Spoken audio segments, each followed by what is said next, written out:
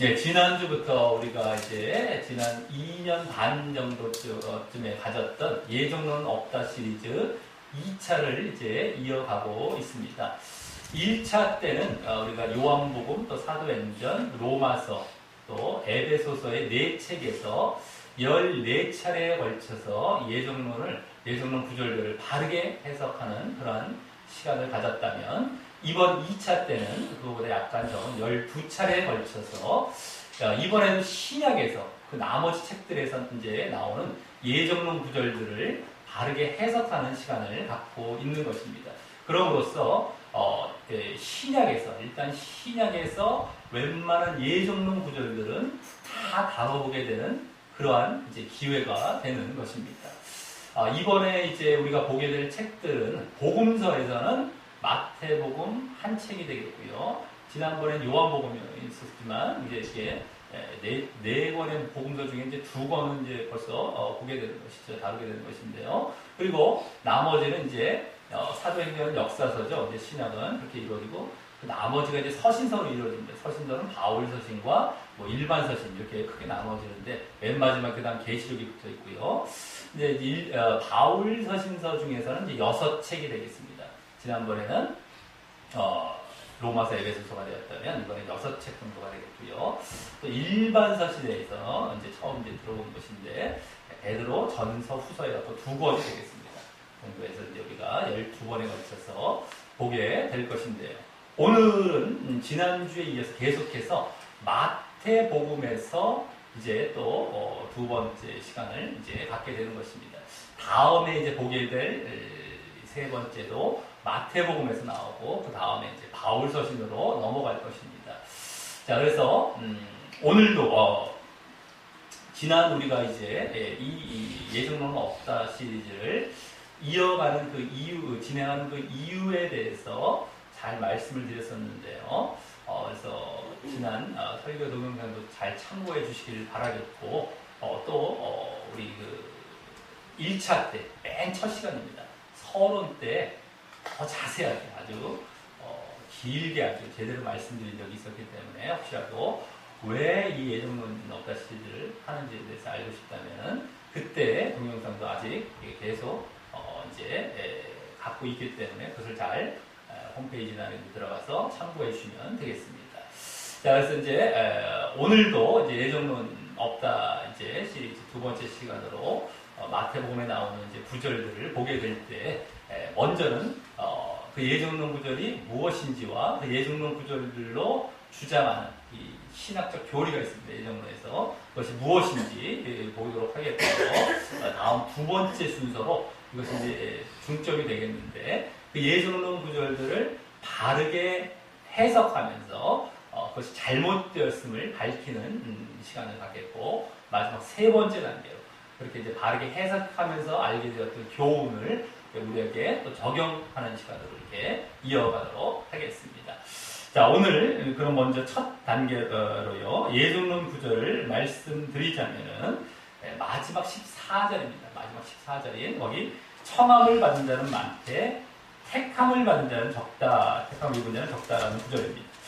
이 구절로 칼빈의 5대 교리 중에서는 지난주에 이어 또다시 무조건적 선택 교리를 주장하는데 많이 사용합니다. 그 무조건적 선택 교리가 예정론의 가장 대표적 교리이기에 그 교리에 해당하는 예정론 구절이 가장 많다고 볼 수 있는데요. 그래서 또 성경에서 택함이나 선택이란 말만 나오면 그냥 지나치지 않고 예정론자들은 거의 그 예정론을 주장하는데 이제 사용하려고 혈안이 되어서 달려드는 것을 많이 보게 되는데 이 구절 또한 그런 경우가 되는 것입니다. 택함, 선택이라는 말만 나오면 거의 지나치지 않죠. 택했다. 앞뒤 볼 것도 없이 무조건 창세전 선택, 예정이 되어서 그랬다라는 쪽으로 무조건 몰고 갑니다. 자, 그래서 예정에 이중적인 성격이 있다고 했었죠. 이중 예정이라고 하죠. 신학적 용어나 법률 용어, 무슨 여러 가지 용어들은 참 어렵게들 만들어놔요. 복잡하게. 어떤 그 단어를 만들다 보니까 만들었는데 어쨌든 간에 그래서 괜히 어렵게 느껴지게 만드는데 알고 보면 아무것도 아닙니다. 사실은요. 그래서 이제 그런 것들을 좀 이렇게 풀어서 이렇게 할 필요가 있는데, 참 그 어렵게 해서 뭔가 있어 보이게, 뭔가 인간의 어떤 우리에게 사는 모습들은 사실 알고 보면 아무것도 아니거든요. 뭔가 자꾸 있어 보이게 만들려고, 거기다 가치 부여를 해갖고 자꾸 대단한 것처럼 만들어. 그러니까 하나님은 또 못 보게 만들죠. 이게 대단한 줄 알아요. 아무것도 아닌데 알고. 뭐 이런 어떤 것들이 많습니다. 신학적 용어들도 이런 것들 좀 아쉬워요. 이런 신학적 용어라도 이런 걸 좀 쉽게 더 할 수 있었을 텐데 이렇게 어렵게 만드는 건 참 그것은 아니라는 거죠. 어쨌든 이중 예정이죠. 뭡니까? 선택 또 유기, 그게 이중이라고 해갖고 이중 예정이라는 겁니다. 자, 어쨌든 그 중에서 이제 선택의 예정에 대한 그 근거로서 이 구절을 제시하는데 이제 거의 사용하고 있는 것입니다. 선택이죠. 택함 뭐 이런 말이 나왔기 때문에. 그래서 이 구절이 무슨 뜻인지 제대로 알려고 하지도 않고 이 택함이란 말이 나왔기 때문에 그와 같이 선택이다. 그냥 이렇게 주장하는 겁니다. 앞뒤 볼 것도 없습니다. 자, 그리고 혹 이 구절을 갖고 좀 더 특이한 주장을 한다면, 아니 좀 특이한 주장을 한다면 거의 그런 경우는 많이 찾아보기 힘듭니다. 그냥 선택, 이걸로 무조건적 선택 교리를 주장하는데 이 구절 택함 나왔으니까 이거 봐 이렇게 던지고 끝나요. 제대로 해석하는 것도 없고요. 이걸로 뭐 다른 얘기를 하는 것도 별로 없습니다. 근데 굳이 이걸로 뭐 또 다른 얘기를 한다면은 거기 택함을 입은 자는 적다고 나오기 때문에 그렇게 예정을 입어 선택받은 자들이 많지 않고 적다는 주장을 하는데 사용할 것입니다. 이제 그것도 사실은 자기들 예정론의 교리에 비하면 사실 그렇게 맞지가 않을 겁니다. 근데 이제 좁은 길이라는 것도 나오죠. 뭐 구원받는데 많지 않다. 그런 것과도 어떻게 뭐 왜? 그것과도 일치하는 부분들도 있기 때문에 그 주장도 또 자기들도 뭐냐 외면할 수는 없지 않습니까? 그러니까 어쨌든 간에 적을 것이다. 선택받은 자들이.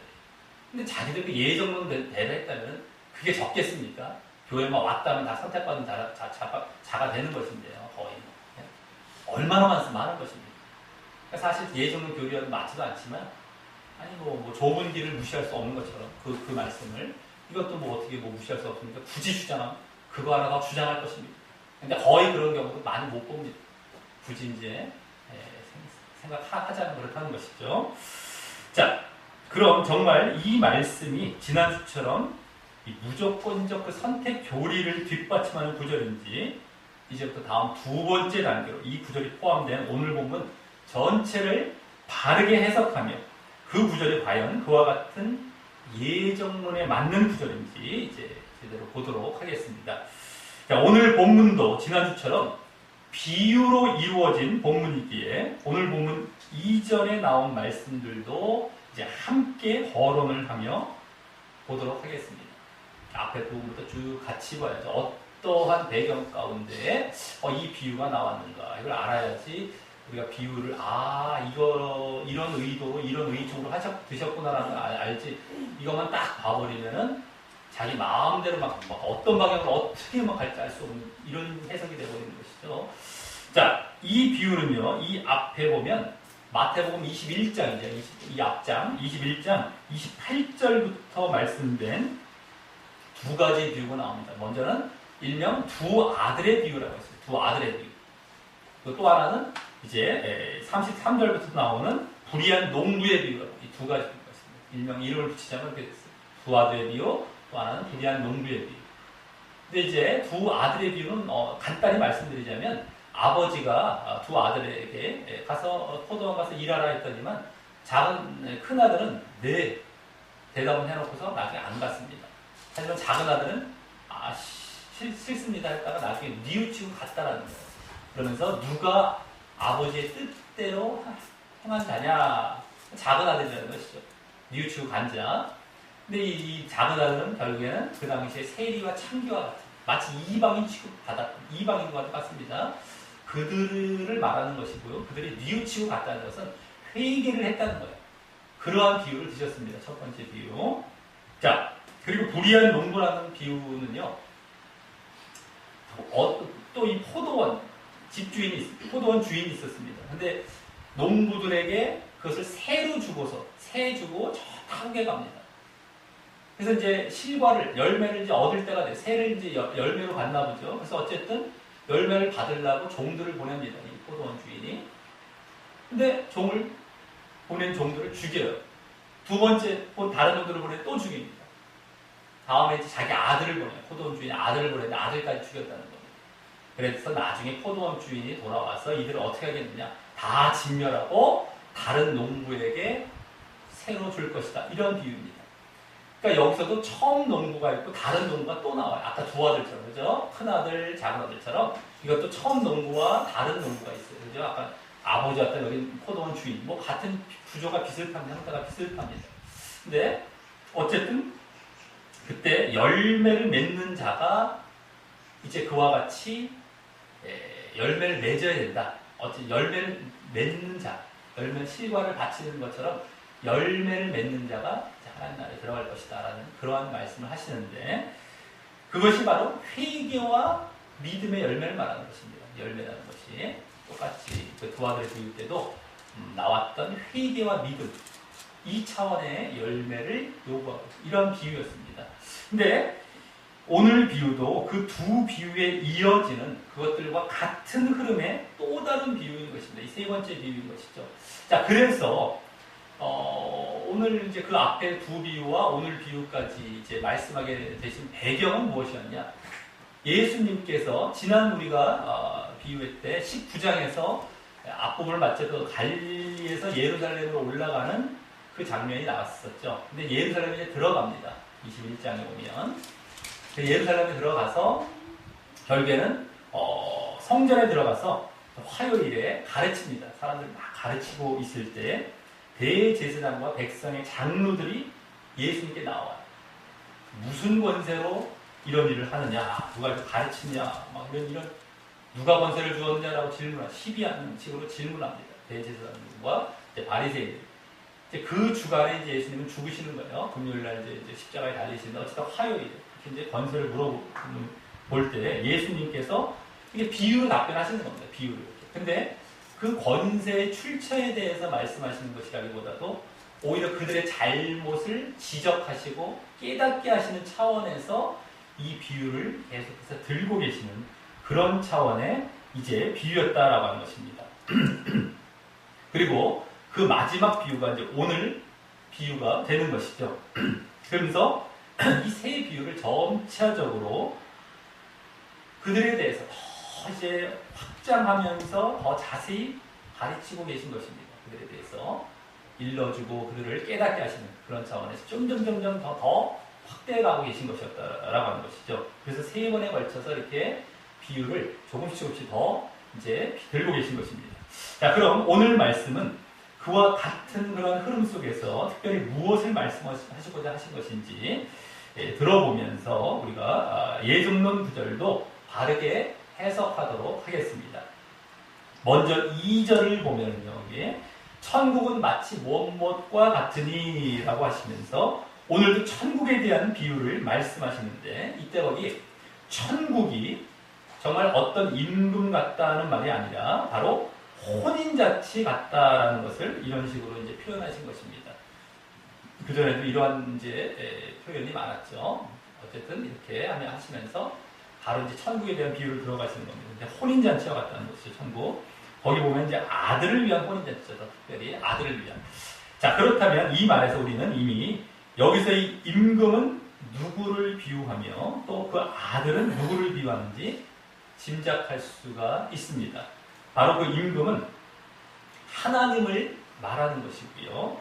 그 아들은 바로 하나님의 아들 예수 그리스도를 말하는 것입니다. 이게 천국에 대한 비유이고 그 천국의 임금이 그 아들이기 때문에 이제 그와 같이 하나님과 예수님이라는 걸 알 수 있죠. 자, 그렇다면 자, 그리고 하나님께서 그 예수 그리스도를 위해 혼인잔치를 베풀었다라는 것은 예수님께서 지금 이렇게 비유하신 거 아닙니까? 근데 예수님께서 구약에서 예언된 말씀을 바탕으로 이사야 54장이나 62장, 호세아 2장 같은 데 나오는데요. 그것을 바탕으로 메시아적이고 종말론적인 의미를 갖고 있는 그런 말씀을 인용하신 것으로서요. 혼인잔치는요. 예수 그리스도를 위한 혼인잔치, 구약에 나오는 메시아적이고 종말론적 의미를 갖고 있는 그 구약 말씀을 인용하신 것으로서 예수님은 그래서 이 비유를 통해서 당신이 구약에서 예언된 그 종말의 날에 마지막 때에 오실 그 신랑 곧 메시아이심을 보이시며 또 예수님 때부터 그 혼인잔치가 시작되었음을 보이고 계신 것입니다. 최종적인 혼인잔치는 예수님이 다시 오실 때 이루어지겠지만 어쨌든 이 예수님이 오셨을 때부터 초림하셨을 때부터 그것은 시작이 된 겁니다. 그래야 이제 그 자들이 나중에 진정한 혼인잔치에 들어가는 것이기 때문에 그런데 그 임금이 3절과 같이 거기 종들을 보내요. 그 청한 사람들을 혼인잔치에 오라고 합니다. 종들을 보내서 혼인잔치에 오라. 여기 그 청한 사람들이라는 말에서 알 수 있는 것은 이미 임금에 의해 혼인잔치에 초청받았던 사람들이 있었음을 보여줍니다.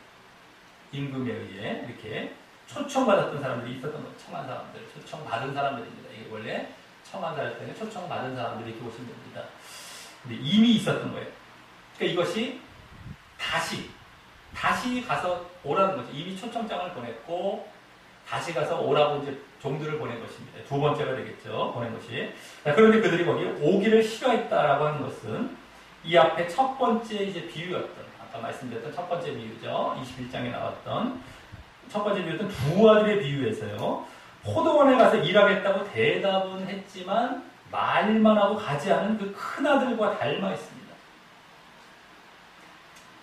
그 사람들이 싫어했다는 거. 싫어요.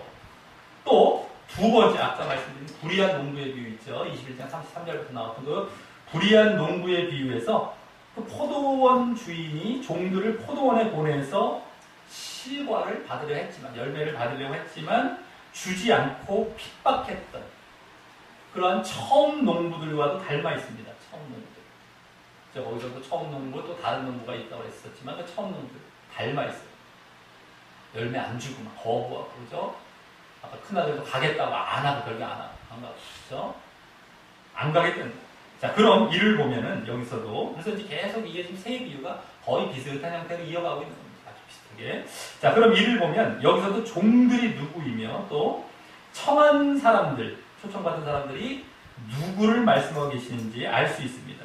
그 종들은 앞 비유들과 같이 바로 구약에서 하나님 나라와 메시아의 도래를 예언했던 선지자들을 비롯해서요. 자꾸 이제 그 하나님 나라 이제 하면서 너희들 자꾸 이렇게 깨닫고 돌이켜야 된다. 메시아께서 또 오실 것이다라는 걸 다 예언했던 구약 선지자들이죠. 선지자들을 비롯해서 더 가깝고 구체적으로는 이 당시로 말하자면, 이 비유를 드실 때 당시로 말하자면 회개하라, 천국이 가까이 왔다라고 하면서 이 천국 잔치인 혼인 잔치를 선포하며 초대했던 세례 요한을 말하는 것입니다. 거의 마지막 선지자가 세례 요한이죠. 구약의 이제 마지막 선지자라고 할 수 있는 게 바로 세례 요한인데, 어쨌든 더 가깝게는 세례 요한, 회개하라, 천국이 가까웠다, 그죠? 구약 선지자의 메시지를 압축하듯이 마치 이렇게 말했던 선지자입니다. 자, 그리고 이제 종들은 그런 이제 선지자들, 라고 한다면, 세례 요한이라고 한다면, 청한 사람들, 여기 청한 사람들은, 초청받은 사람들은, 아까 그 첫 번째 두 아들의 비유 때와도 같이, 이미 구약에서부터 다른 민족들보다 먼저 그 하나님 나라와 메시아에 대해서 소개받고 초대받아왔던 바로 유대인들을 말하는 것입니다.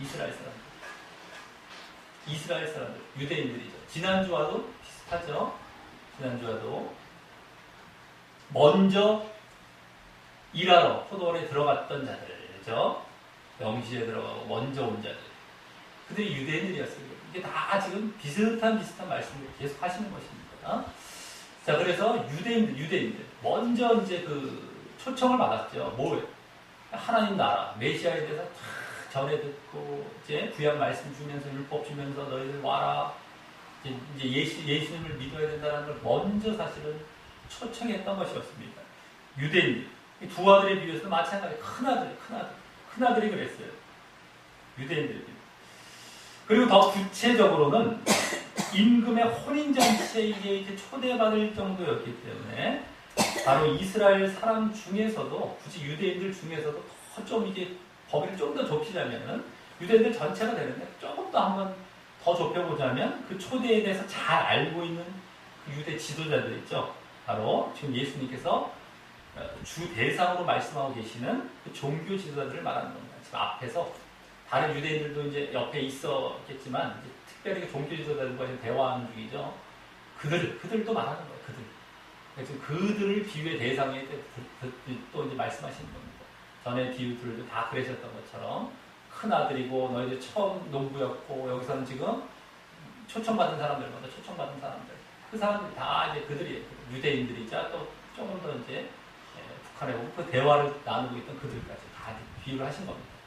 자, 그런데 지금 임금의 그 초청을 받은 사람들이 그 잔치에 가기를 싫어했다는 것은 왕이 지금 임금이 부르시는데 거의 있을 수 없는 일입니다. 그들은 반드시 가겠다고 약속을 했고 또 기다리기까지 했던 것입니다.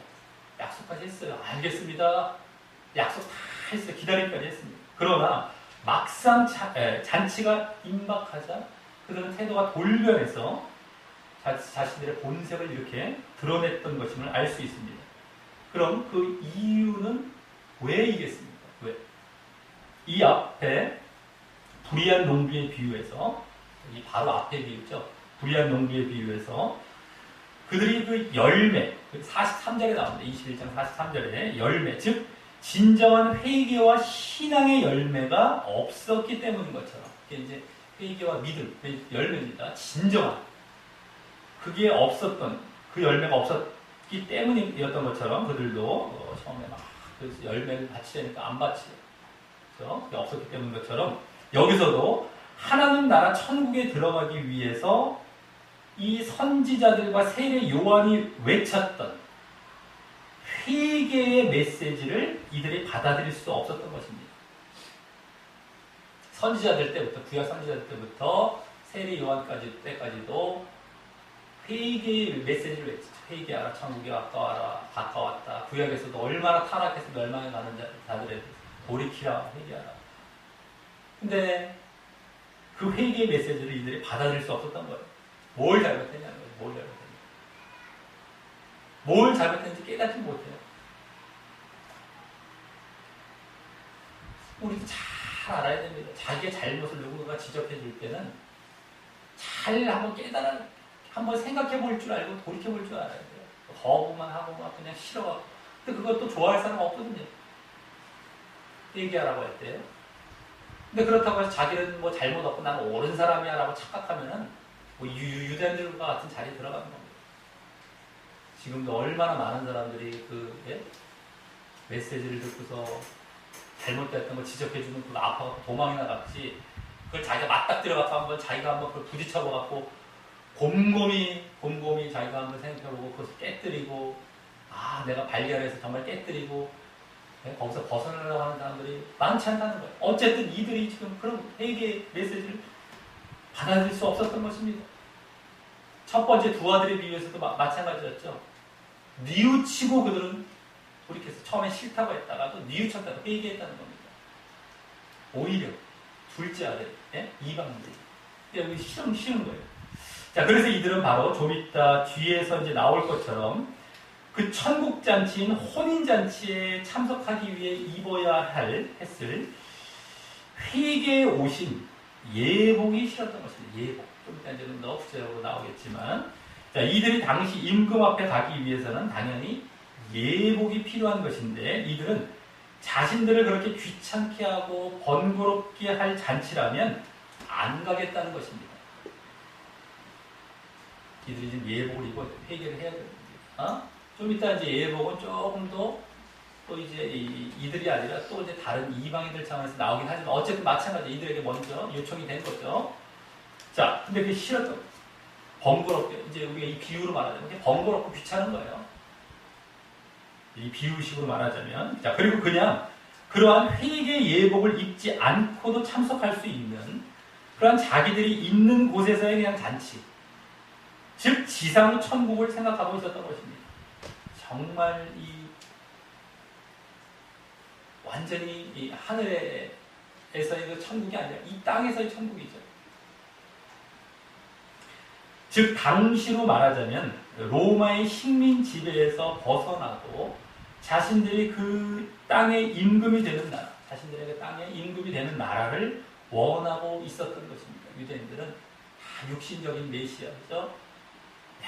이런 거 필요 없고 빨리 왕 주시고 그래갖고 로마의 식민 지배 다 벗어나서 우리가 거기서 이제 잘 정말 누리며 살아가는 이러한 것을 원했던 것입니다. 자, 그들이 그렇게 혼인잔치의 초청을 거절하자 이번에 임금은요 4절과 같이 다시 다른 종들을 보내어 초청합니다. 여기에 다른 종들이란 바로 예수님 자신과 또 그 제자들로 시작된 이 신약 시대의 전도자들을 비유하신 것으로 볼 수 있습니다. 그죠? 아까 이제 구약 쪽의 선지자들이었다면 이제 여기 신약 시대의 사도들을 비롯한 제자들을 비롯한 그 전도자들이죠. 예수님도 이제 포함이 되는 것이겠고요. 그래서 예수님께서 세례 요한을 이어서 회개하라 천국이 가까웠느니라 라고 선포하셨고요. 또 12제자와 70인 전도대를 이제 보낼 때도 하나님 나라가 가까이 왔다는 메시지를 주어서 파송하셨기 때문입니다. 거의 같은 시기예요. 회개하라 천국이 가까웠다. 하나님 나라가 가까웠다. 그죠? 하나님 나라 천국에 대해서 너희도 또 회개해야 되고 다 이제 이 땅이 아닙니다. 또 하나님 나라고요. 또 회개가 거기 딱 들어가 있습니다. 얼마나 핵심 메시지가 딱 들어가 있는지 몰라요. 이게.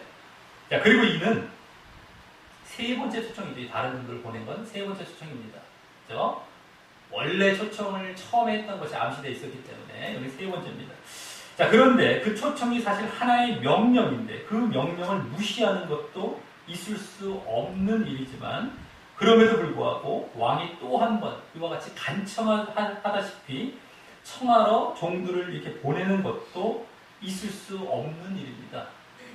그래서 이것은 바로 하나님께서 이 사람들에 대한 깊은 사랑과 오래 참으심을 보여주시는 것입니다. 특별히 이제 처음에 당신께서 유대인들을 이제 이렇게 처음에 택하셨고 당신 백성 삼으려고 하셨기 때문에 더더욱이 막 그냥 얼마나 사랑하심과 오래 참으심을 보여주시는 거예요. 그들을 다시 회복시켜서 정말 하나님의 백성 만들려고. 자, 게다가 이번에는 그 혼인잔치에 대해서 더 구체적이고 자세하게 말하며 초청합니다.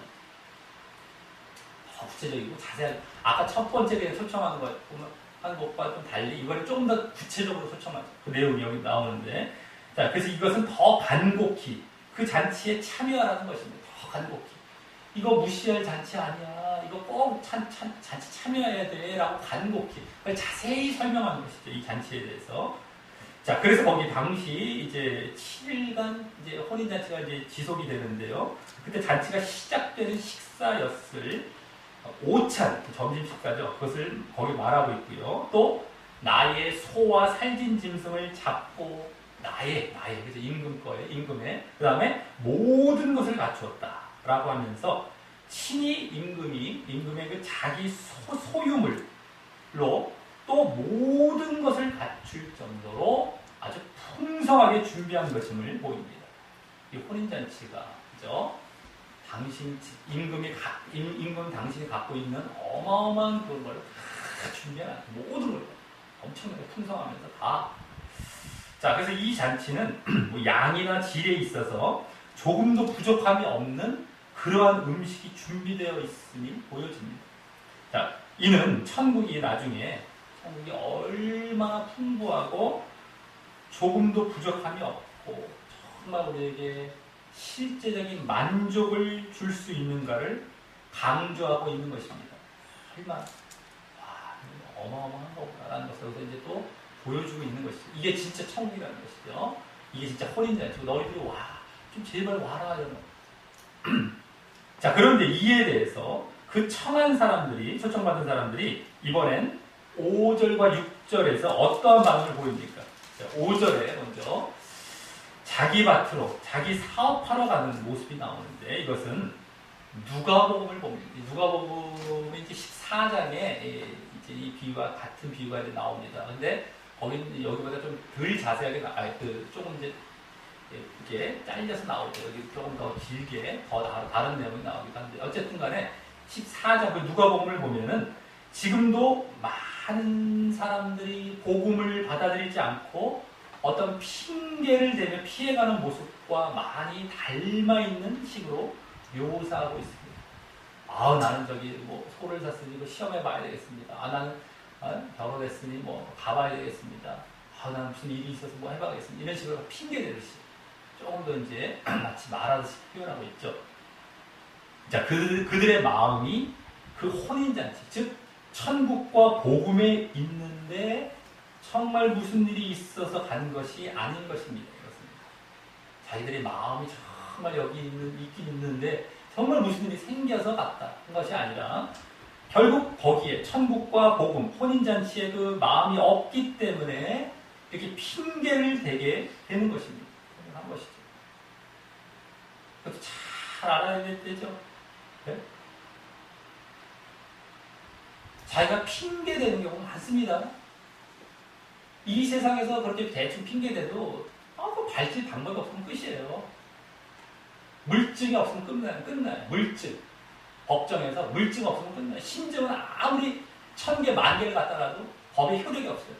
근데 하나님이 심증을 딱 보세요. 딱 정확하게 다 알고 계세요. 정확하게 그냥 다 모든 것을 다 알고 계세요. 누가 증거를 안 대도 하나님은 정확히 보고 계세요. 핑계를 대도 소용이 없습니다. 그 의도를 정확하게 보고 계세요. 이 땅에서는 그 법정에서 허용이 안 돼요. 무효 끝. 이거는 죄진 거 아니야. 무죄 꽝꽝꽝. 물증이 없어버리면. 근데 이 땅에서 아무리 속여봐야 하나님 앞에서는 그게 될 수가 없는데 그렇게 핑계를 대요. 핑계를. 뭐가 있으면. 지금도 그래서 우리는 예수를 믿게 된 자들이긴 하지만 혹 이러한 모습이 있다면 반드시 없애도록 해야 할 것입니다. 예수 믿는 자들 중에서도 막 잘못 믿거나 그것에 대한 어떤 걸림이 오면은 핑계대면서 피해가려고 그러면 안 된다는 거지. 어쨌든 이들은 핑계를 댄다. 싫으니까 핑계. 똑같습니다 지금. 그리고 누가복음에서는 여기 5, 6절과 같이 5, 6절에 나온 것과 같이 돌아보지도 않았다. 이들이 핑계를 대면서 할 때 돌아보지도 않았다. 그런 말과 또 종들을 잡아 모욕하고 죽였다는 말은 나오지 않습니다. 근데 이 말이 얼마나 지금 다르죠? 이런 말이 안 나왔으면 그냥 정중하게 거절했는지 그리고 뭐 이렇게 해서 넘어갔는지 이렇게 알 수 없잖아요. 근데 여기 나와요. 돌아보지도 않습니다.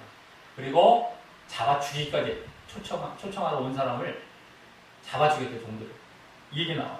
자, 그렇기 때문에 여기 그 말들이 이렇게 나오는 것은 얼마나 이들이 완고히 복음을 거부하는지를 강조해 주는 것입니다.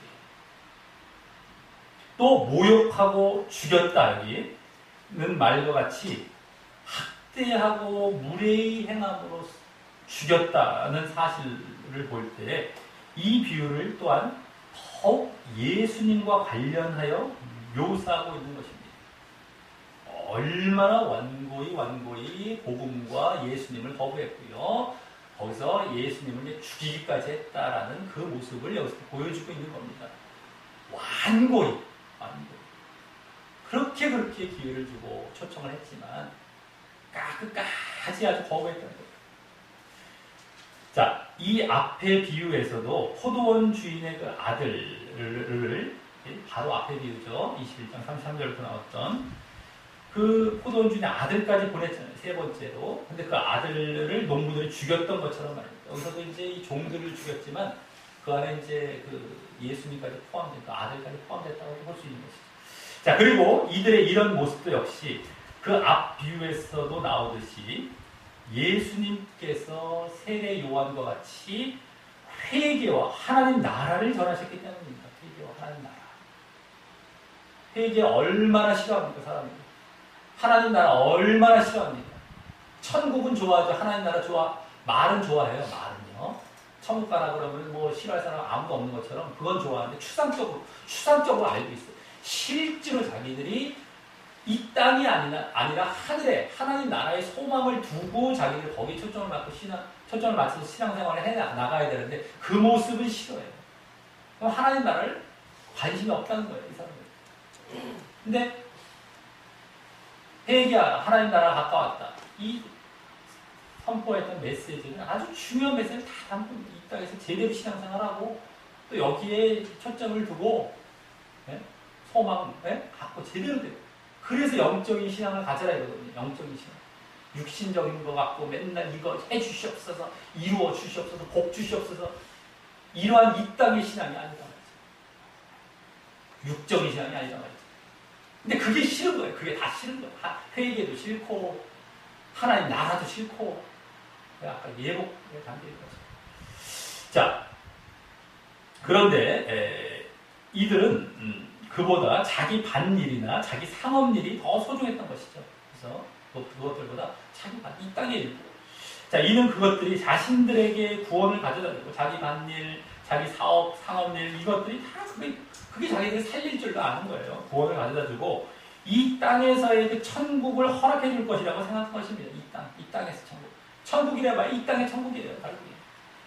즉 자신이 더 우선이 되었고 또 세상 일과 육신적인 일들이 그 혼인잔치, 천국에 참여하는 것보다 이들에게는 훨씬 가치가 있어 보였던 그 어리석은 가운데 있었던 것입니다. 자기 자신, 그리고 세상 육신적인 일, 이것이 더 관심이 있는 거예요, 자기들은. 분명히 이들은 그 임금에게 처음에 가겠다고 약속했고, 즉 하나님을 믿는다고 자기들이 약속했고 선언했고, 또 지금 자신들을 초청하고 있는 종들도 그 임금, 즉 하나님이죠. 하나님이 보낸 사람들임을 알았으면서도 말입니다. 네, 믿겠습니다. 저 막 전도자가 왔어요. 그거 다 아는데도 거부하는 거죠. 자, 이는 지금도 많은 사람들이, 많은 신자들이 이와 같이 하나님의 전도자임과 메시지임을 분명 알만하고 알아보면서도 임금이 보냈기 때문에, 그죠? 자기들도 믿는다고. 이게 하나님의 메시지예요. 알아보면서도 그것이 자신이 더 우선이 돼요. 자기 자신이 더 우선이 돼요.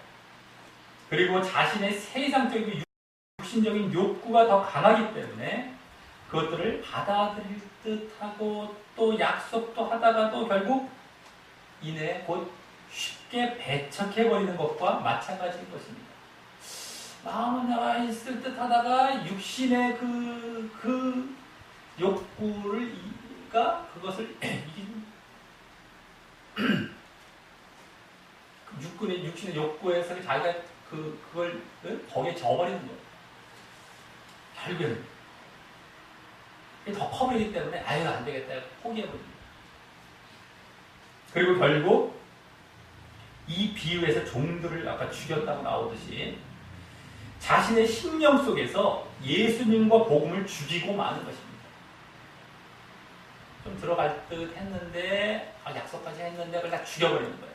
아유 옛날에 약속했던 건 또 이제 초청하러 온 사람 그때는 약속했던 그 사람 다 죽인 거예요. 다 죽여버려요. 초청한 사람들 예수님과 복음을 다 죽인 거예요.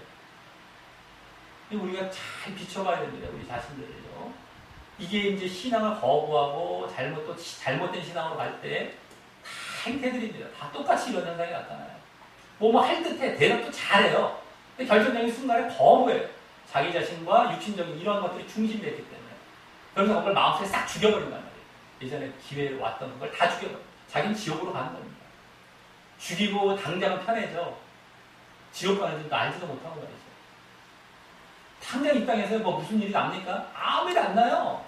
죽여도 아무 상관이 없습니다. 이 땅에서는요. 나중엔 지옥 가는 거예요. 그때 가서 깨닫죠. 아무리 후회해봐도 소용없습니다. 그때 가서. 그때 내가 널 받아들였어야 당신 다시 그때로 돌아가서 갖다 놨으면 다시 어떻게 했을 줄 알아? 또 거부해요. 다시 한번 내가 그때 받아들일 거라고 말까지 했는데 내가 그때 내가 했다고 해줘요. 안 돼. 정확히 보세요. 그때 그거 그렇게 자기가 획 돌이키고 완전히 그 거부했던 사람이 아유 지워버려. 편하게 하고 자기 돌아갔어요. 몇 번을 초청했는데. 근데 그때 가서 다시금 돌이켜달라고 요만큼은 내가 당신이 요만큼이 아니라 완전히 돌이킨 거였고 완전히 지옥 발전에 들어간 거였다고. 이제 와서 후회하면서 그때 가서 막 난리 나는 그 지옥에서 어떻게 막 후회해봐요. 소용이 없단 말이에요. 이제는.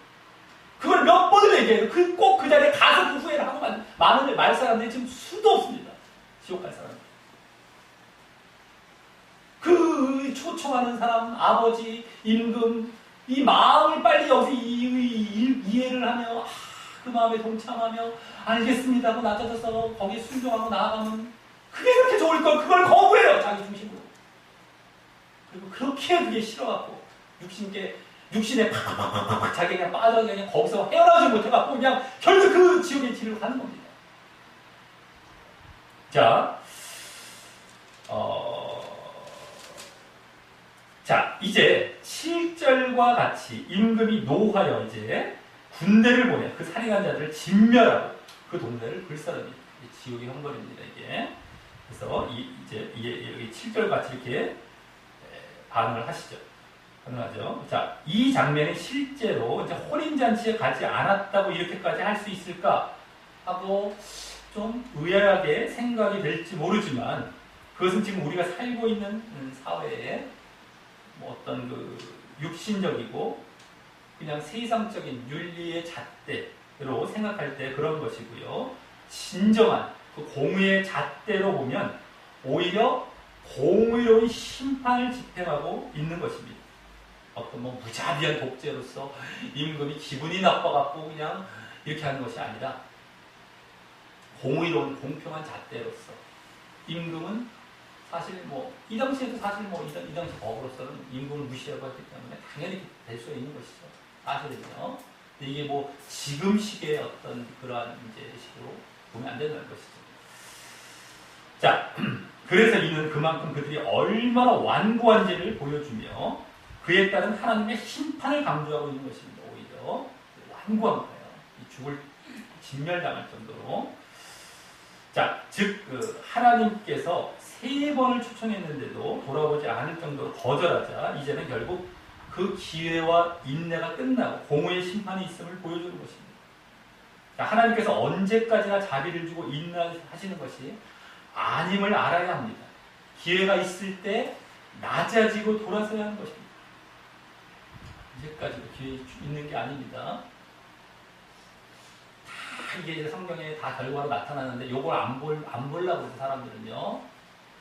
언제까지도 사랑하는 거. 내가 요래도 사랑, 저래도 사랑, 내가 거부하고 나는 불순종자리에서 맨날 죄 짓고 맨날 초청하는데 돌이키지 않고 있는데 사랑만 외치고 자기가 아무 일 없을 줄 알고 착각하고 있는 게 지금 수도 없는 사람들의 모습들입니다. 성경은 그렇지 않다고 누누이 수천 군데에서 나오고 있는데 한두 군데가 아닙니다. 오늘 또 나오니 다 따져보면 수천 군데가 될 거예요. 근데 그건 자기의 상상대로, 자기 좋을 대로 성경을 이상하게 만들어서 다 무시해버렸어요. 성경은 제대로 안 봐버리고. 그래도 그 사랑 많다, 사랑, 아유, 왜 멸망이라고 얘기해요. 듣기도 싫어요. 이러면서 사랑 많은 척은 하고 다니고요. 사람 좋은 척 하고 다니고요, 오히려. 저 사람은 왜 이렇게 심각해요. 아유, 왜 이렇게 못된 말 해요. 듣기 싫은 말 해요. 하면서 말이죠. 사람 좋은 척은 다 해요. 그리고 사랑 외치고 자기를 안심하고요. 근데 그런 게 아닙니다, 성경은. 늘 이런 거 나올 때마다 제대로 지금 이제 말씀해 주시고 오늘 또 나와요. 멸망 또 나옵니다. 한 번으로 끝나지도 않아요. 오늘 말씀만 해요. 비유만 해요. 자, 그래서 자, 그리고 이 6절, 7절 장면은 또 누가복음에는 나오지 않고 있음을 또 보여드려요. 이것도 이제 누가복음에 안 나옵니다. 그럴 때 이 이후 앞 비유에서 아까 불의한 농부의 비유에서 그 주인의 아들까지 죽인 그 악한 농부들을 진멸하고 제때의 실과를 바칠 만한 다른 농부들에게 새로 주는 장면과 또 연결되도록 기록하고 있는 것입니다. 그때도 이제 진멸했다는 것이라 그 다음에 다른 농부에게 줬다는 것처럼 여기서 진멸했던 장면이 그런 어떤 다른 쪽을 이제 이렇게 쪽으로 가는 것과 이제 그대로 연결되도록 이 마태복음만큼은 이제 기록하고 있다는 것이 그게 다 이어지는 비유라는 걸 또 보여주고 있는 것입니다. 자, 그래서 이 다음 장면인 8절부터 10절까지에서는 나오는 종들에게 이제 다른 사람들을 청하여서 혼인잔치에 오게 하는 모습과 연결하기 위한 목적이 큰 것입니다. 그죠? 네, 그래서 다른 사람들을 초청합니다, 이제. 자, 그래서 거기 8절에 보면, 이제 다른 종들에게 세를 주는 거. 다른 사람 초청하는 거. 이게 다 이제 같은 차원에서. 그러니까 세 비유가 점점 다 따로따로 말씀하신 것이 아니라 다 같은 맥락에서 말씀하시면서 조금 더 자세히 말씀하고 계신다는 것을 더 이제 알 수 있는 것인데요. 자, 그래서 거기 이제 8절에 보면 아직 혼인잔치는 예비되어 있습니다. 이는 지금도 천국은 준비되어 있다라는 것입니다. 그리고 그것이 가득 차기를 하나님께서는 기다리고 있다라는 것입니다. 가득 채울 때까지 막 초청하라고 했어요. 가득 차기. 지금도 천국이 그 수가 차기까지 기다리고 계신 거예요. 계속 초청하신 겁니다. 계속 천국은 준비되어 있고. 자, 그리고 처음 청한 사람들, 즉 유대 종교 지도자들을 비롯한 그 유대인들이 합당치 않자 이제 9절처럼 사거리 길, 당시 사람들이 많이 모이는 넓은 장소로 가서 사람을 만나는 대로 혼인잔치에 초청하여 오게 합니다. 그래서 10절처럼, 다음 10절처럼 그 종들은 이제 악한 자나 선한 자나 만나는 대로 모두 데려와서 혼인자리에 손님이 가득하게 됩니다. 계속 복음을 전하고 초청함도 하고 해갖고 이제 꽉 차는 이러한 식이 된 거겠죠. 이제 혼인잔치, 천국잔치가. 근데 여기 악한 자나 선한 자란 말은 어떤 기준일까요? 어떤 기준으로 이 말을 하고 있는 것일까요? 이 말씀을 하고 계신 것일까요? 예수님께서. 자, 이는 당시 종교 지도자들의 기준에 의해서 자신들은 자칭 의인들이었고요. 그러니까 선한 자죠. 반면 세리와 창기들이나 또 이제 병자들, 가난한 자들은 하나님 나라에 들어갈 수 없는 죄인들, 여기 악한 자들로 여겼던 것을 바탕으로 말씀하고 계신 것입니다. 굳이 여기 지금 악한 자, 선한 자를 나는 기준이라는 게 모호하지 않습니까? 이걸 누가 있고 이게 누가 있는 거 다 천국에 들어갔네? 악한 자는 들어가지 말아야 되는데 근데 그게 바로 그 유대인들이나 종교인들이 남아났던 그 기준이었다는 것이죠. 그들 말로 표현하는 거죠. 자, 그래서 그리고 이제 특별히 그중 악한 자에 더 비중을 두어서 여기 먼저 말씀하고 계신 거예요. 악한 자나 선한 자였죠. 선한 자나 악한 자나 아니라 악한 자를 더 비중을 두고 있습니다. 자, 그래서 누가복음에서는 주로 아예 여기 악한 자라고 묘사하셨던 그 대상인 가난한 자들과 병신들과 소경들과 저는 자들을 데려오는 것으로 기록하고 있습니다. 아예 거기 선한 자들이란 말이 나오지도 않고 악한 자 이런 것도 나오지도 않고 아예 그 악한 자에 해당하는 대상들을 쭉 이제 초청하는 것으로 기록하고 있습니다. 이는 그만큼 이제 하나님께서 그들이 그 종교자들 유대인들이 세운 선악의 기준에 따른 선한 자들만 선택하고 구원하시는 것이 아니라 악한 자까지도 모든 인간들이 구원의 대상이 됨을 보여줍니다. 이방인들이죠. 쉽게 말해서 악한 자라는 건 이방이라고 볼 수 있습니다. 모든 자들이 다 구원을 얻어요. 그래서 이방인들은 악하다고 봐버렸어요. 유대인들 자기들 의인이라고. 어쨌든 간에 모든 인간들이 구원의 대상이 되는 거예요. 선한 자뿐만 아니라 유대인들뿐만 아니라. 자, 그리고 이는 이 앞 비유들에서도 두 비유들에서도 기득권과 선민의식을 버리라라는 그런 메시지와 그 흐름을 같이 하고 있는 것입니다. 거기서 그런 이제 내용들이 다 포함되어 있었거든요. 기득권, 선민의식, 유대인으로서 이런. 즉, 이 장면은 처음 비유인 그 두 아들의 비유에서 작은 아들로 비유된 세리와 창기들이 믿게 돼서 큰 아들로 비유된 종교지도자들보다 먼저 하나님 나라에 들어가게 될 것과 흡사하고요.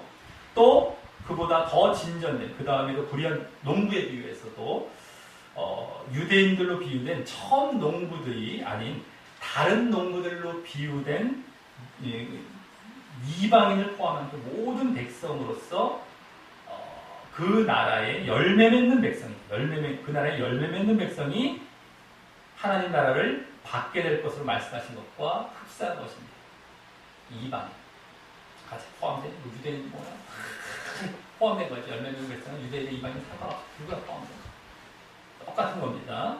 자, 그러니 여기까지도 벌써 지난주처럼 오히려 예정론과 반대되는 분위기가 보여지고 있는 것이죠. 누구 예정된 자만, 누구만 이렇게 구원받는 거 없습니다. 누구든 간에 구원의 대상입니다. 누구든 간에. 지금 이걸 오히려 보여주고 있는 것입니다. 그리고 여기까지가 누가복음은 여기까지만 나오는 부분인데 여기서 일자가 어느 정도 되는 건데 여기까지 해서도 벌써 다 보여지는 거예요. 그래서 누구든 간에. 그러니까 누가복음으로 말하자면 뭐 어떻게 되겠습니까? 거기 선한 자, 악한 자라는 말이 안 나왔지만 이 사람들은 유대인들이 악한 자, 뭐 죄인으로 봤던 자들인데 이들도 여기 들어왔네 라는 것을 벌써 다 추측할 수 있어요. 똑같습니다. 해석하다 보면 똑같습니다. 메시지는요. 근데 여기서도 벌써 예정론이 잘못됐다는 걸 보여지고요. 자, 그런데 오늘 본문에서는 이제 그보다 한 단계 더 나아가게 됩니다. 이제 마태복음에서는요. 바로 이제 11절부터 마지막 14절까지 해서 그 내용이 나오는데 이 부분은 특별히 이제 마태복음에만 나오는 것으로서 그런 이제 더 확대된 메시지를 보여줍니다. 그래서 이 부분은 오늘 또 주목할 필요가 있습니다. 자, 먼저 11절을 보면 그렇게 손님이 혼인자리에 가득하자 임금이 이제 손님들을 보러 들어옵니다. 이것은 임금으로서 당시 의례적인 행동이었습니다. 관례적인 행동이었습니다. 그리고 그때 거기서 예복을 입지 않은 한 사람을 봅니다. 여기서 이제 드디어 예복이 나옵니다. 예복. 그래서 말씀드렸던. 자, 그런데 앞서 그렇게 길에 나가 갑자기 손님들을 막 데려왔는데 어떻게 그 예복을 입을 수 있을까 하는 생각이 들 수 있습니다. 그래서 이는 당시에는 혼인잔치의 그 입구에서 이렇게 예복을 나누어 주었다라는 말도 있지만 그렇다면 안 입을 이유가 없었을 것이고 막 입구에서 막 예복 나눠주는데 그거 뭐 안 입을 이유가 없죠. 임금의 잔치까지 왔는데 당연히 입었을 것이고요. 또 앞에서 이 처음 초청받은 자들이 혼인잔치에 오기 싫어했던 것이 바로 이 예복을 입기 싫어했었을 것임을 이제 고려해 볼 때 갑작스럽게 이렇게 초청을 받았다 하더라도 집에 들리든가 아니면 누구한테 빌려서라도 이 예복을 준비해서 입고 왔었어야 한다고 볼 수 있습니다. 그래서 집이 가까우면 빨리 집에서 갖고 입고 오든가 멀면 누구한테 빌려서라도 그렇죠? 뭐 대여를 하든 뭐 어디가 대여하는 곳이 있어갖고 하든 뭐 누구한테 빌리든 이렇게 해서라도 입고 왔었어야 한다고 볼 수 있습니다. 자, 그러기에 이 예복은 지금처럼 꼭 어떤 거창하고 화려한 옷을 말하는 것이 아니라 자신들이 그전까지 다른 일을 할 때 그 옷을 벗고 그전 모습을 다 벗고 깨끗하고 단정한 옷으로 갈아입고 깨끗하고 정결한 옷으로 갈아입고 임금에 대한 그 하나님에 대한 예를 갖추고 오는 것을 말한다고 볼 수 있습니다. 그렇죠? 이게 좀 화려하고 막 무슨 뭐 파티복 무슨 예복 이런 차원이 아니고 깨끗한 차원, 정결한 차원이죠. 화려한 차원이 아니라 말이죠. 화려한 게 아닙니다. 정결. 자, 그리고 다음 12절과 같이 친구야 어찌 예복을 입지 않고 여기 들어왔느냐 하고 이제 임금이 물었을 때 이 사람이 혹 예복이 없거나 자기가 없었거나 뭐 빌리기 힘들었다면 그 사실을 이렇게 말하면 될 터인데 임금 앞이라서 거짓말도 못하고 거짓말 못하는 모습입니다. 그러면서 유구무원 입은 있지만 말은 못하고 있는 거죠. 그래서 아무 말도 못하고 있는 그런 점에서 자신이 그 사람이 임금을 무시하고 그 아들의 혼인잔치를 존중하지 않았던 그러한 잘못된 상태에 있었던 것임을 확인할 수 있는 것입니다. 임금을 무시했던 거예요, 사실은. 임금 앞에 갔을 때 이렇게 입었어야 되는데 그걸 무시했고 또 혼인잔치도 존중하지 않았던 것이죠.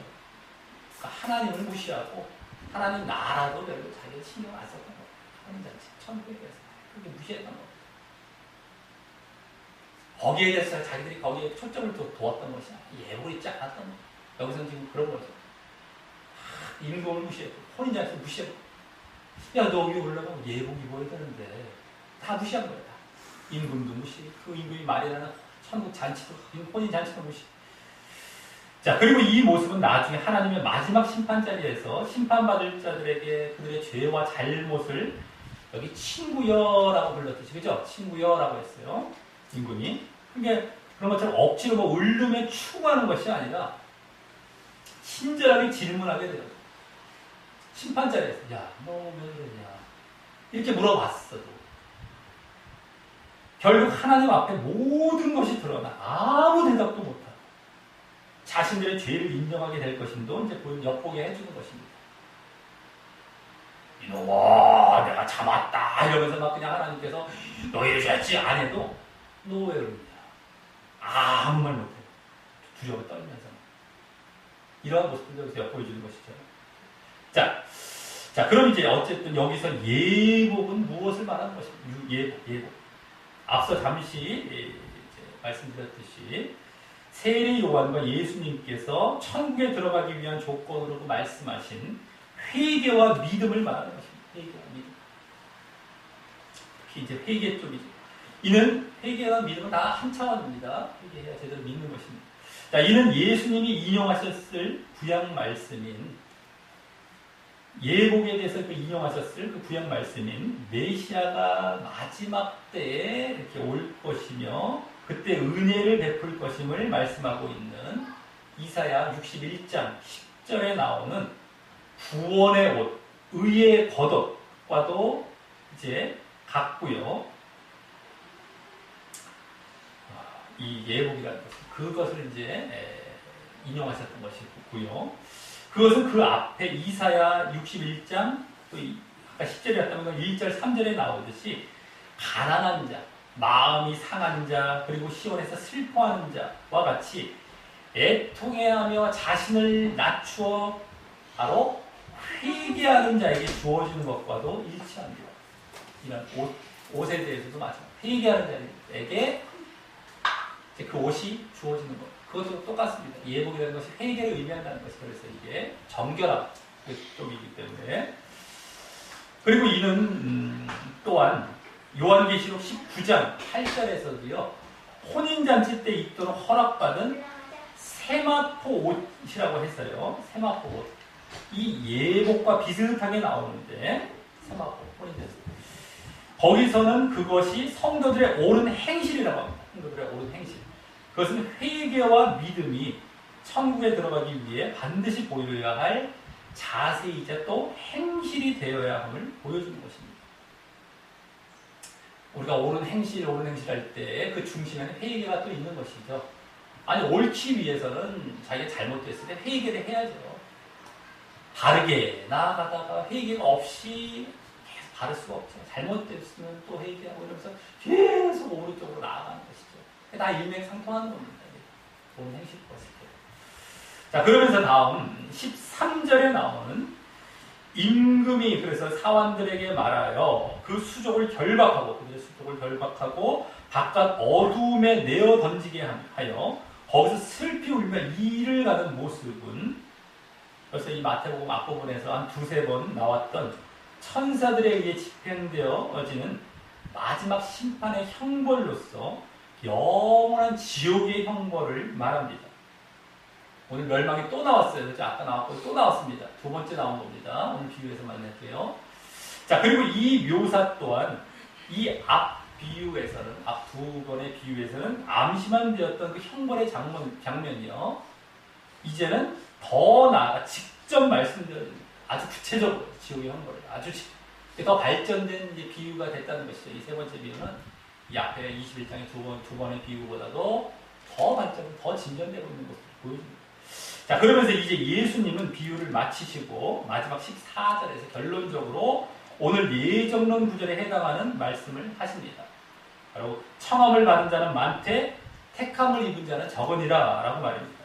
이는 부름을 받은 자들은 많지만 결국 천국으로 선택받은 자들은 소수였다라는 것입니다. 그래서 앞서 예복을 입지 않은 한 사람, 아까 한 사람에게 친구야 이러면서 이제 막 인물이 말을 걸었다고 나오지 않았습니까?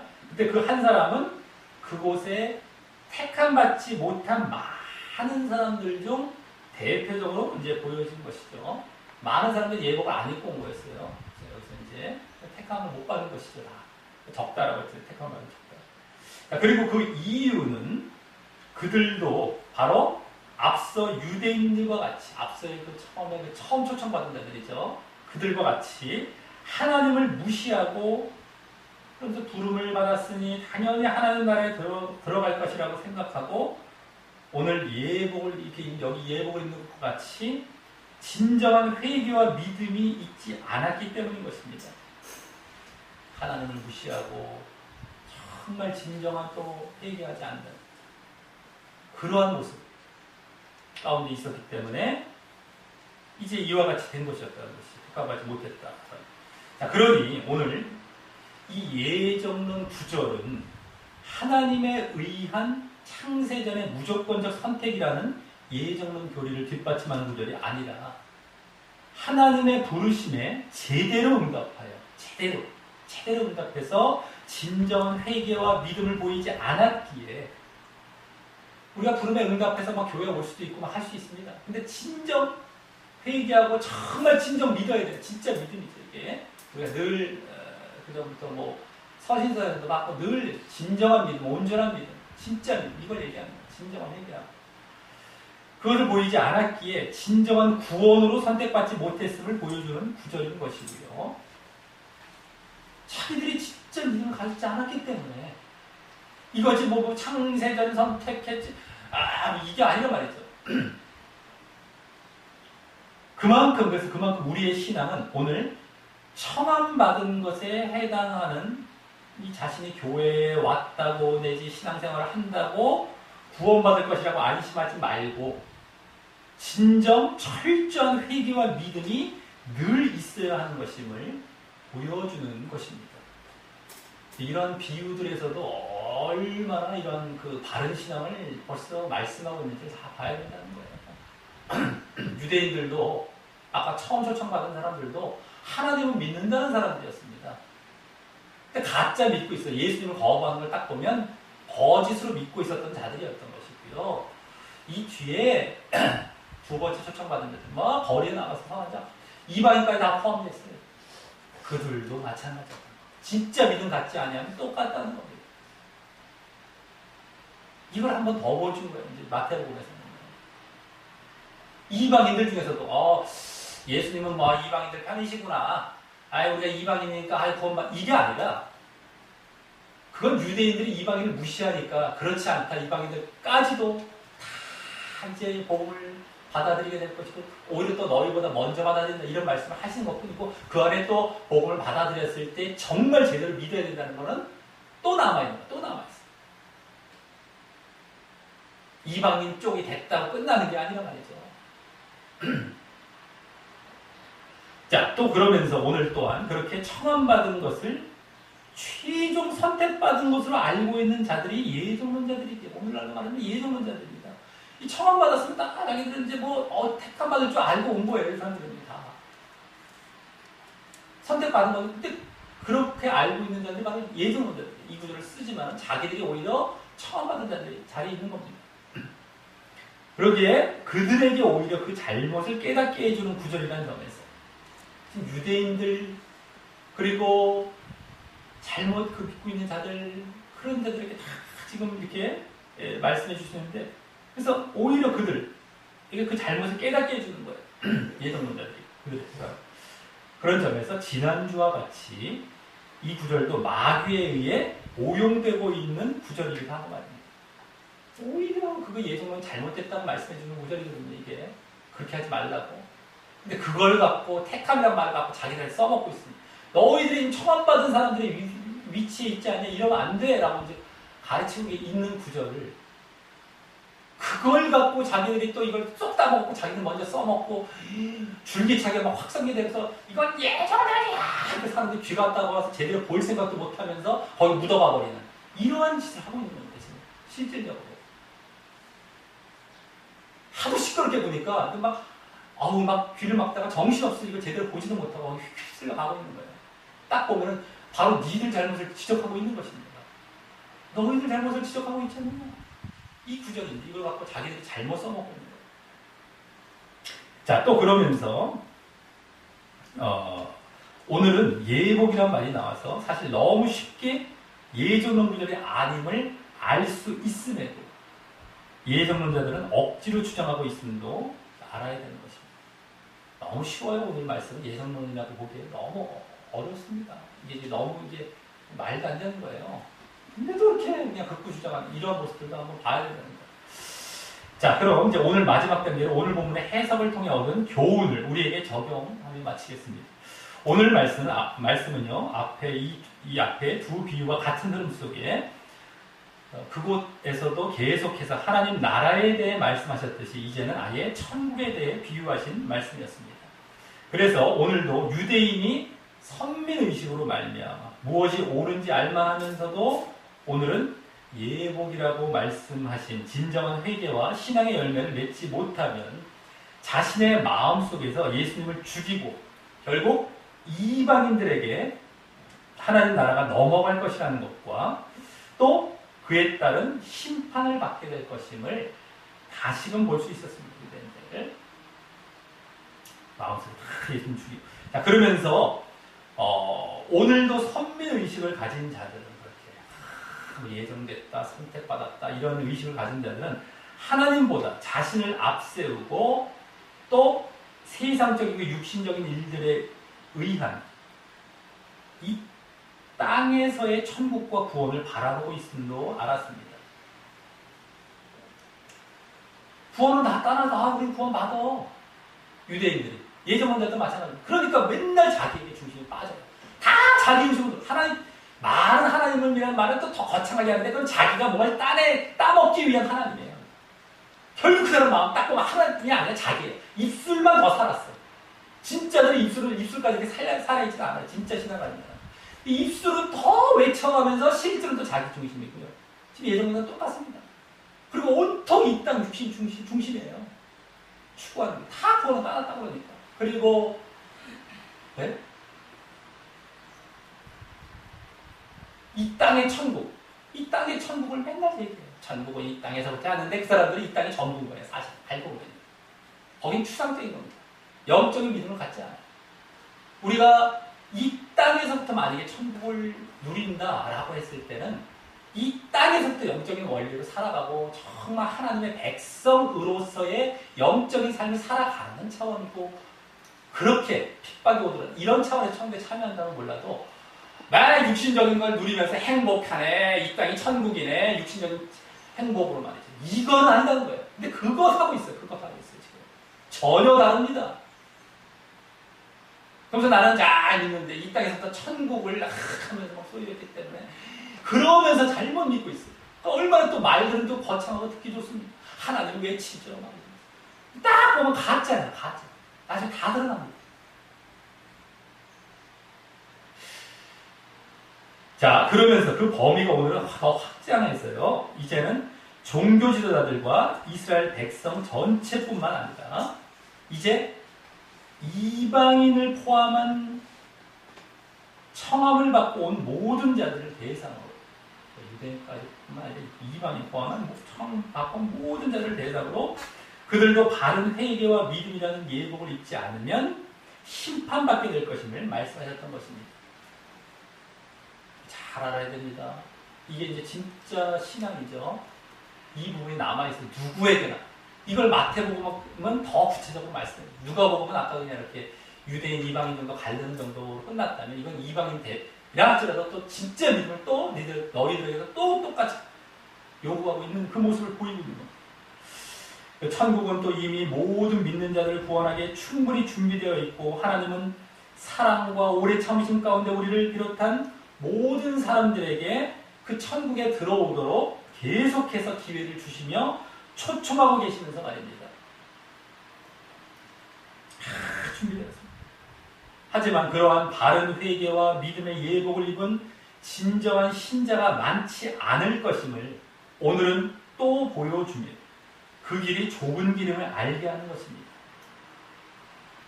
청함을 받은 자는 많은데 택함을 받은 자, 이방인 유대인 다 포함해서 정말 이것이 좁은 길이에요. 좁은 길. 정말 좁은 길. 예복을 입는다. 정말 진정한 신자예요. 오늘 막 예복이 나왔고, 아, 나는 예복 입고 있겠지? 이러면 이 좁은 길에, 고통은 이게 쉬운 일이 아니에요. 택함이 적다고 해서 좁은 길. 정말 어려운. 자, 그래서 하나님은 우리에게 우리의 선택을 통해 우리에 대한 선택을 완성하시려고 기다리고 계십니다. 너희들 어떻게 할 것이냐? 너희가 정말 예복을 입을 것이냐? 이 선택을 할 것이냐? 그럼 내가 너를 택하겠다. 선택하겠다. 우리의 선택이 하나님의 선택을 결정하는 거예요. 근데 이거 갖고 하나님 앞에서 너희가 어떻게 선택? 그러니까 뭐 말을 해줄 수가 없어요. 오늘 말씀 다 보면 그 얘기인데 또 하나님과 우리와 1대1로 비교해갖고 하나님이 이기는데 또 일로 돌아가 버린다고. 예정론자들. 원점으로 또 돌아가요. 예정론. 그래서 자기들 주장한 거예요. 이걸 어떻게 해야 되겠습니까? 답이 안 나와요, 이 사람들은요. 그렇게 해석하고 마지막에 그 얘기를 해주면 또 그 논리를 또 돌아가면서 또 돌아갈 거란 말이에요. 이걸 어떻게 해야 되겠습니까? 성경에 나온 이 말씀들을 전혀 깨닫지 못한 말이죠. 자, 창세전의 무조건적 선택이 아니라 말입니다. 무엇을 택하시겠습니까? 결국 많은 사람들이 보이게 되는 핑계와 고집이 아닌, 핑계대고 또 거기서 고집해가죠. 그것이 아닌 적은 사람일지라도 바른 회개와 믿음이란 예복을 입는 진정한 신자가 되는 길을 선택하심으로 결국 택함 받아, 선택하심 받아 진정 천국 혼인잔치에 들어가시기를 예수님의 이름으로 간절히 축원합니다.